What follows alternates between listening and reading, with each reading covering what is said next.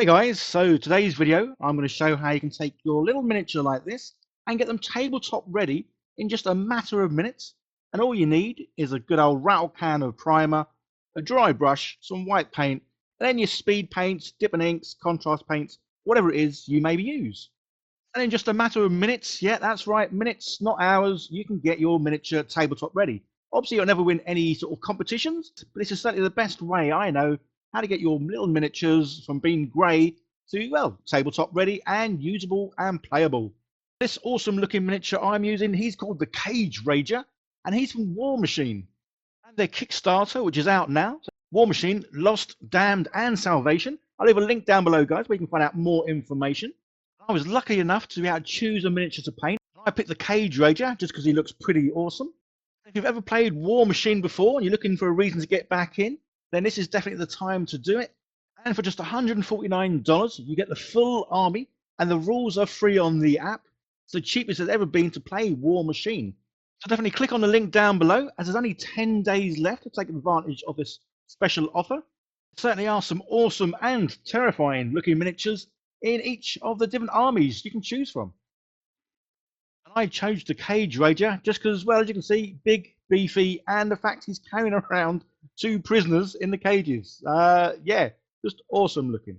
So to start off, like I always do with these kind of miniatures, yeah, he's primed in black from the Colour Forge, and then using my little dry brush palette, which I think I probably need to print out a new one because this has lost most of its texture.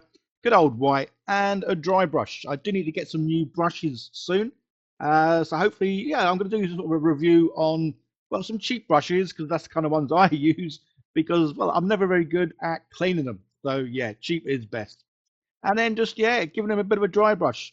As I've sort of said in a few previous videos, depending on how you do the dry brushing, can give different sort of looks underneath the paint. So if you are doing one where you want it to look a bit more feathered, a bit more natural, then try and do circular motions with the dry brush. But if you're doing something that's like terrain, or you want to see scratch marks underneath, then just sort of go left to right or up and down, and then you'll definitely get sort of scratch looks underneath the paint you're going to use next. But obviously in this case, especially because this guy is got skin here, I am trying to do circular motions. This just gives a nice softer look. I've been asked in the past why I don't do the grey stage anymore. Because I used to obviously do this, the dry brushing with grey, let it dry, and then do dry brushing again with some whites over the top.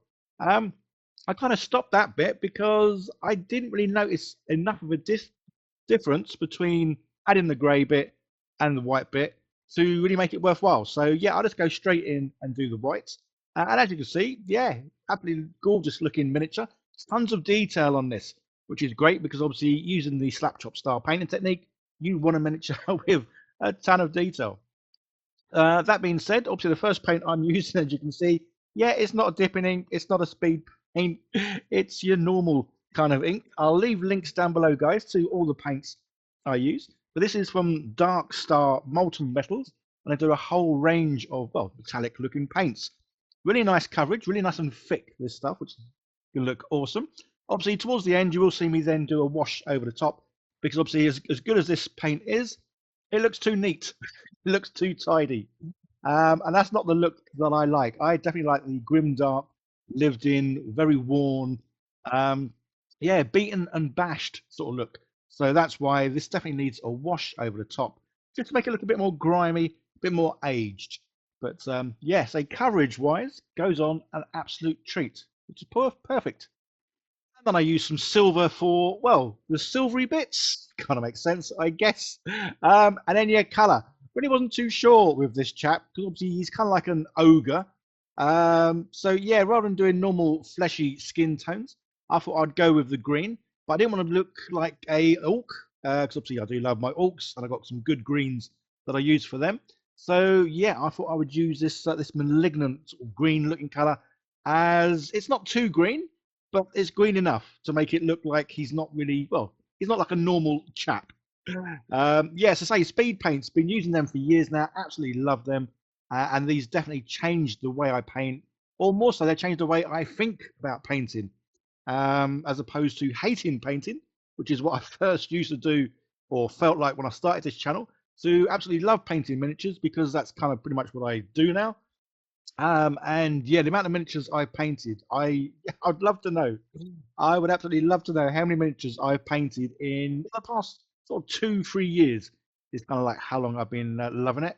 But yeah, as you can see here, I'm probably putting the paint on a bit too wet because when he's like this, it's fine. But when I stand him up normally, some of the paint did drip onto other bits. As you can see there, the front of him got a bit wet.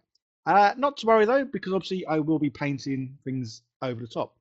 So these chaps, I kind of glued it all together, and I thought I'd have a go at trying to paint it while it was all together. But as you can see, yeah, there's no way I could get in and paint these little guys on the inside of the cages. And this is why I love the amount of detail that goes into these miniatures. Even the chaps inside the cages, which you can't really see all too well, have a ton of definition and detail to them, which is just absolutely awesome. Yeah, guys, don't forget to check out the link down below. Check out the campaign, see all the wonderful miniatures you can get, and obviously all the other details about Warmachine, and the fact that obviously the full rules are there. I've never played the game personally, but yeah, go check out the rules because it does look like it's an awesome looking game, just because of the types of armies that are involved. Yeah, absolutely awesome looking miniatures. So these little guys get painted inside the cages, and then obviously I'll re-glue them, reattach them. Um, but yeah, I thought I'd have a go at painting them while they were still glued, but yeah, no chance on doing. Yeah, and that's the cages done. Again, it's going to be a good old wash over all of this, just sort of tie it in and make it look well the kind of style that I like. I use the Amberglow dip from Green Stuff World just to do his, well, I guess it's a loincloth. Just because I love that color. It's kind of like a mix of brown, orange, and sort of yellowish all in one, which is pretty cool. So yeah, absolutely love the look of that. And this is me painting brown, but again, sometimes, guys, apologies, I do forget that I'm filming. So yeah, so sometimes I'm painting things as happy as Larry in my own little world, and then I look at my screen and it's like, okay, yeah, they didn't see any of that.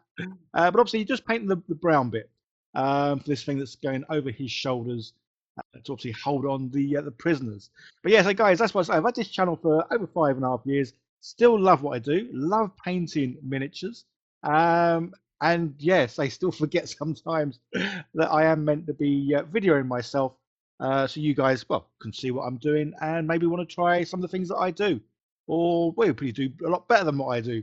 I say there, painting for 5 years, probably never going to get any better, but that's fine because I enjoy it, and I think that's the main thing. Is this is a hobby, so I do sort of paint miniatures more than I actually play games.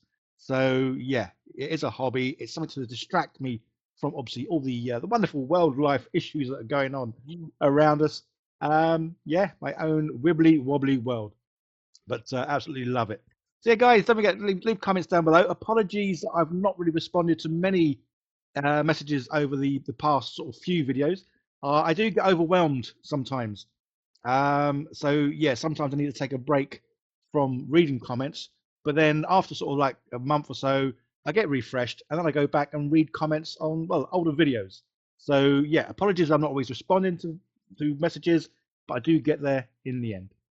So yeah, here we go. Say the wash. I've got a variety of washes. All pretty much the same, really. I do prefer the browner sort of or sepia washes than the black washes because I find the black ones they make things look dirty rather than aged.